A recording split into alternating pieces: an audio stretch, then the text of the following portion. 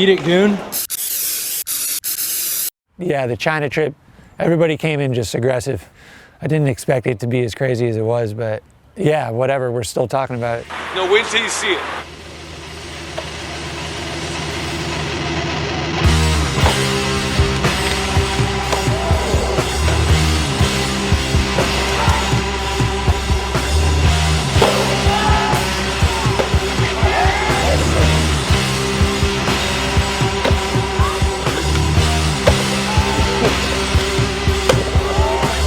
Get it, Joe?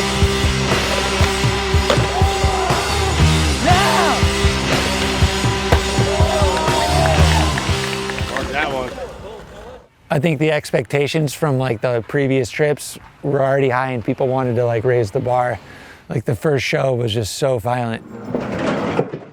Jake got on stage to like stop them from breaking all the equipment, and one of them pushed Jake, and then Pat instantly jumped over this railing. He was straight out of Roadhouse. He like jumped over this railing from the second story onto the stage, started this big thing on stage in the middle of this band's set. Yeah, it escalated pretty fast. They tried to kick over the amps, they tried to kick in the drums, but everything was fine. We ended up playing next. Jake comes in and he looks, I think at Nuge, and he says, "Outside right now." The house band that was opening up for the whole show went and got, it looked like their whole block.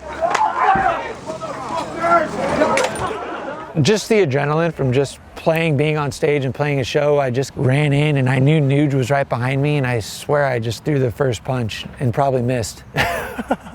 You need antibiotics. I had gotten stitches before. It wasn't a big deal to take him out. So to have Trixie just cut him and get him out on the spot wasn't that big of a deal. What was her story about it? He didn't know his head was split open. He thought it was just his arm, but it was his head. He had long enough hair that I was able to tie it in a fucking knot, and from all the blood flow that's in your head, it could heal like that. The next day we were in another town. Jake pretty much gave our time limit at each spot was the amount of beer Preston had in his can. I got 500 on it. The gap was sick. I feel like a bunch of people got some shit on it. Nuge big heeled it. Frank back 3'd it. I think I did a switch frontside flip, which is pretty rare. Look at this, homie's just like, that's Jake talking shit to me right now. Yeah, buttershot! I don't know, that crew at a ledge spot is just funny to begin with.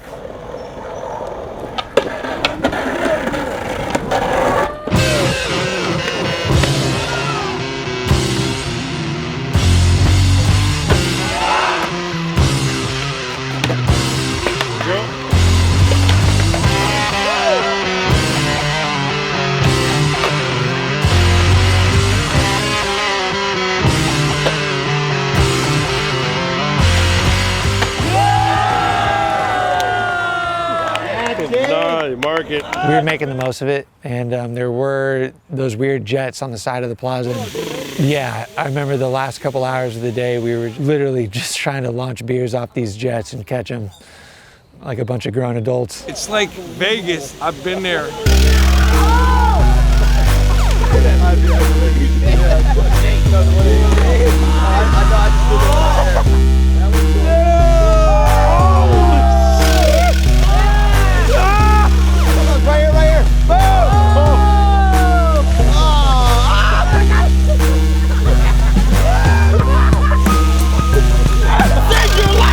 I saved your life! Yeah, man, that was funny as hell.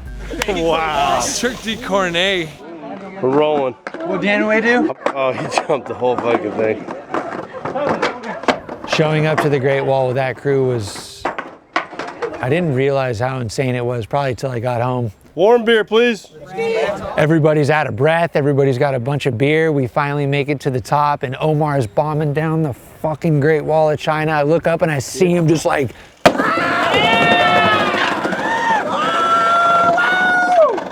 barely hanging on. It's all fucking old ass cobblestone bricks. Damn!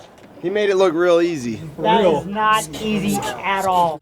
it was just the most psycho scene, like watching the crew and then watching Omar bomb down the fucking Great Wall and trying to skate it, hopping on like the side pillars. I don't know, have these psycho drops on each side.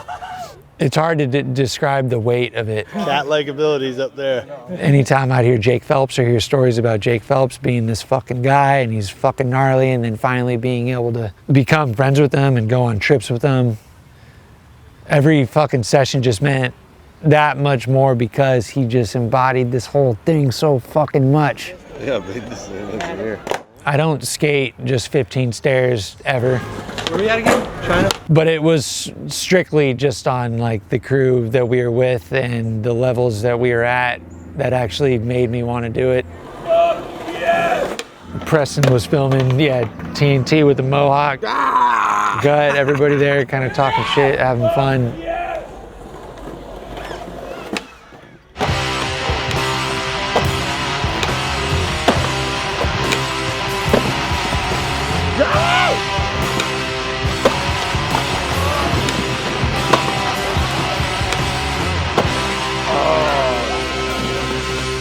Jake was pretty much yelling at me the whole time. Is that annoying or is that... No. It's a blessing to have somebody like that kind of yelling at you while you're skating.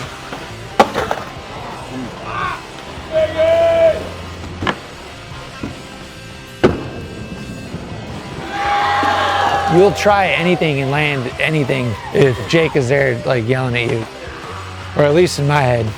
There wouldn't be any other point in time where a session like that would make sense for me.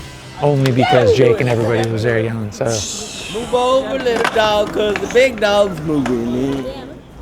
Yeah, the big white rail, those dimensions definitely were not optimal. I probably never would have skated it unless we were on that trip with that crew in that exact point in time.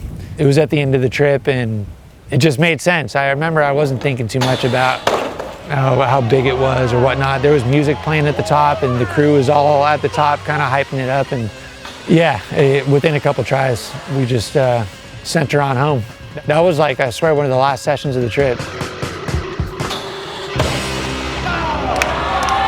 Which really just fucking threw a fucking ribbon on that whole trip, dude, catching that grind at the end, for sure.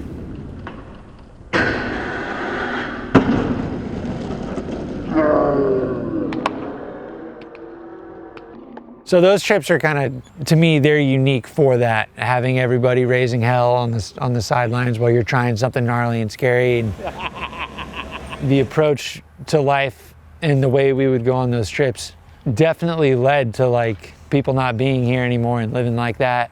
And a lot of my heroes aren't here because of the way we lived and that fucking lifestyle. And it makes you appreciate, you know, kind of what we had, what we did during those times, to be a part of it. And I'm stoked I was able to like catch the last inning of Jake really getting after it and living it like on the front lines, like rooting for fools. What's important to me now, and for me to like keep going and keep doing my thing, I've had to change the way I live my life because I want to fucking keep going. I miss them heavily and I wish they were still here to talk shit on everything that's going on. And even on me. You can't put it in words. It's insane. There's no way to explain it. You got to be here, and if not, you'll never know. It hasn't really been duplicated. I don't think it really can be at this point.